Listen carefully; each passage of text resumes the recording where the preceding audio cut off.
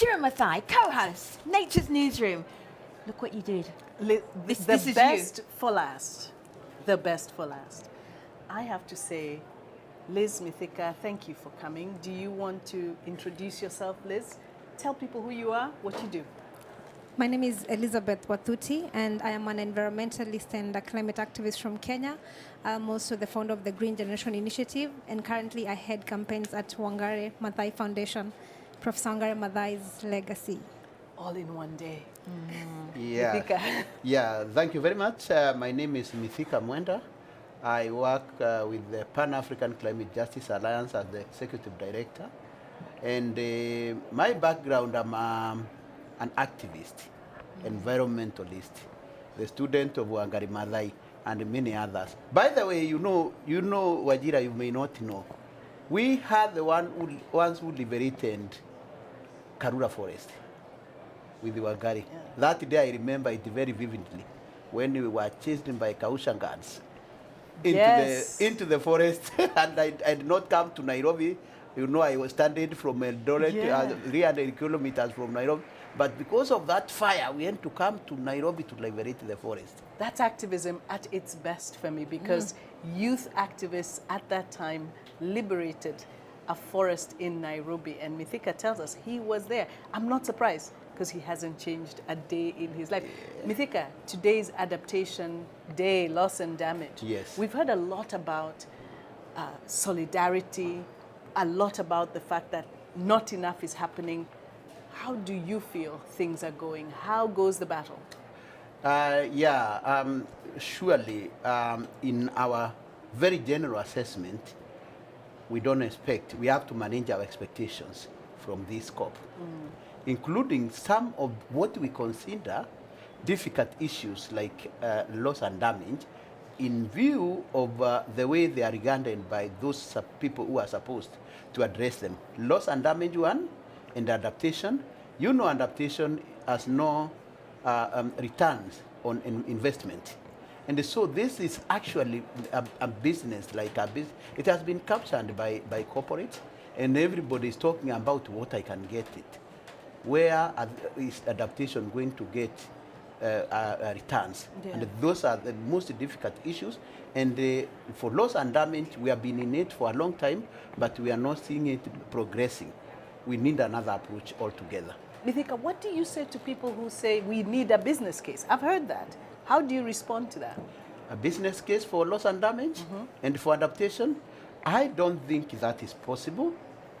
Somebody somewhere caused climate change, and we are suffering its impact. Communities at very grassroots levels. I can count for you how many rivers have dried up at the foots of Mount Kenya, where we rely on our hydropower. Communities, our government right now has declared famine, inspired by climate change and national disaster. And so, tell me, where are we going to make a business case out of a disaster and emergency? Is it practically possible? I think that is a joke. So, let us not transfer the burden of action on climate change to the people who are already suffering. And that is exactly what our friends from the north want to do. I totally agree with you, and I think the big difference between the youth movement, I speak as a young person, and the leaders is that we want immediate action, and the leaders seem to want a grace period, which we don't have time for that, because people are suffering, people are dying, the rivers are running dry, our harvests are failing as well. So I think we have seen from the COP leaders stepping up on the podium and acknowledging that we have gaps on loss and damage, we have gaps on finance, we have gaps on emissions reductions. But the problem is none of them is stepping up to fill those gaps, which is why we are asking for real urgent action. I mean, this is not a time for us to negotiate or discuss about what we want to do, but it's about what are we bringing forward. And even the pledges that are being put forward are not enough to get us to keep 1.5 alive, which is the biggest problem. And I think that's why they call us impatient. We have to be impatient. And it's also about holding the leaders accountable. You're in that position because the citizens trusted you to be there to lead and to be there to make sure that people don't have to suffer from the consequences of the climate crisis. And it's also about historical emissions. Sub-Saharan Africa is the least responsible for historical emissions, but we are the ones that have to bear the brunt. So climate justice is about recognizing those injustices and the heartbreaks that have gone into the climate crisis, and then and then making sure that the rich countries are responsible and accountable. And this is also about the climate finance bit of it, which I don't think there's much progress so far at the COP, perhaps in the next week. We have heard from a few people, Femi, that there is some solidarity emerging around the issue of loss and damage, around the issue of adaptation. Would you agree, Liz? The only sign that I would say I have seen is a country like Scotland that has come forward to pledge finance for loss and damage. And I think if there's going to be solidarity is if the rest of the developed countries are going to follow the lead of a country like Scotland and also pledge money for loss and damage. Because I think that's the biggest problem right now, that most of the countries are failing to recognize, to say, yes, there's loss and damage. And if they don't recognize loss and damage, I think it's going to be difficult for us to say there's solidarity. So unless they first recognize the loss and damage and then step forward and take lead and say this is what we are going to do for loss and damage, then I think we are still far much behind to saying that all countries are in solidarity. I'm taking COP26 as one of the conferences where we should be seeing a lot of collective action.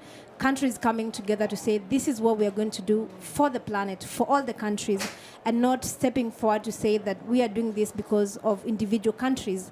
We are in the same storm, yes, the climate crisis, but all of us are in the different boats. We have to recognize that we are not in the same capacity to adapt, and we don't have the same amount of resources to deal with this crisis. So I think countries need to step forward with their hearts open, recognizing that every country has got different challenges right now, and that's what they should be representing in terms of the pledges they are putting forward and what they're doing, not for their own personal country-specific needs or benefits. It has to be on a humanity level perspective, what other people are going through right now. But can I mention two things which are baffling me as an individual and as the civil society? The problem which our young activist Elizabeth is talking about, that is ideal.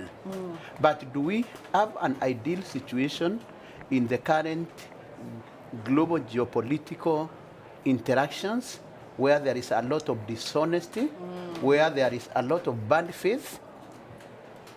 When you talk about the national circumstances, for instance, and I'm very happy a country like Scotland is doing so much. Actually, it's a leader in the climate justice front.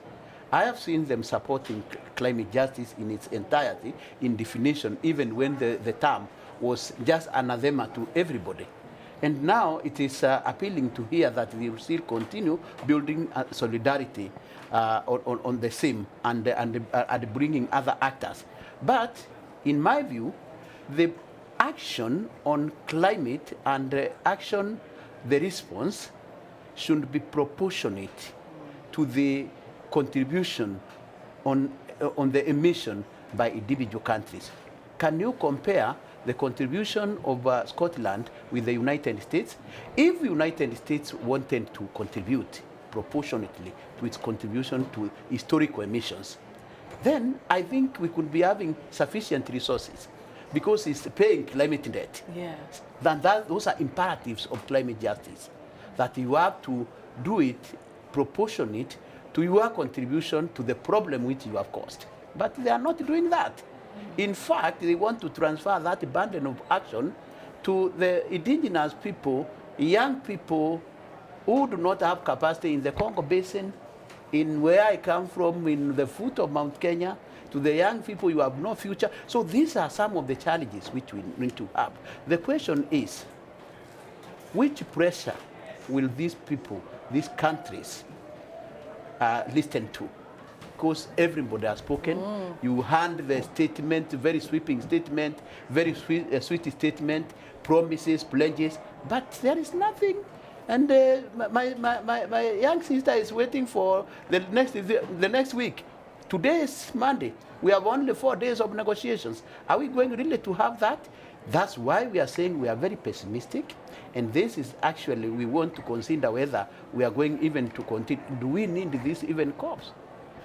As multilateralism died, because what we were discussing in our morning meeting, Okay. and one of the point, just Mithika, I'm going to ask you to wrap up. yes, Because we're doing this for a news interview. Yes. And so I know when it's gone too long and they won't take the news interview, and you're making Yes. good points. Yes. So in a sentence finish, Yes. what are you doing as an activist? In a sentence finish, what are you doing as an activist? That is going to be newsworthy, because Yeah. the long Yeah, yeah, yeah. conversation they won't use. So I Yeah. don't want you to speak and then for it not to be used. You know, sometimes I become Just- emotional. yes, yes. But there's and a lot I there get that's it. good. So in a sentence. Yeah, so in a sentence, Yeah. I'm saying that, in fact, we have lost it. Why? Because there's no solidarity we are talking about. In fact, even within G77 and China, no solidarity, because we have been fragmented. Industrialized countries have used their tactics, manipulation, carrot dangling, and intimidation to divide us. So there is no solidarity here. Elizabeth, final thoughts. As we sit here at COP26, there has been hundreds of thousands of people, young people, civil society marching in Glasgow alone for the past 2 days. And I think people power is what is going to make change happen, because we've been waiting for the leaders to do what's supposed to be done, but we are still being fed back with words and empty promises, which is not what the children want or the young people want. They want food, they want water, they want homes. So I think right now it's time for the leaders to realize that people are changing and making things happen, and the only thing we want them to do is to do what must be done to fill the gaps that they are already recognizing that exist. Final. I know there is so much more to say, but you need to be saying it out there. And we've got so much great stuff for us here. So thank you. I hate to end a conversation that is Thank so you, fiery. We need I a appreciate full you. interview. Yeah, a full length interview. Yeah, this is a with full-length both. interview Because for at news. the end It's a of the documentary. day- yes. Yeah. Yes. Yeah, it's good. It's great. Thank you Great. very much. I appreciate you. Thank you.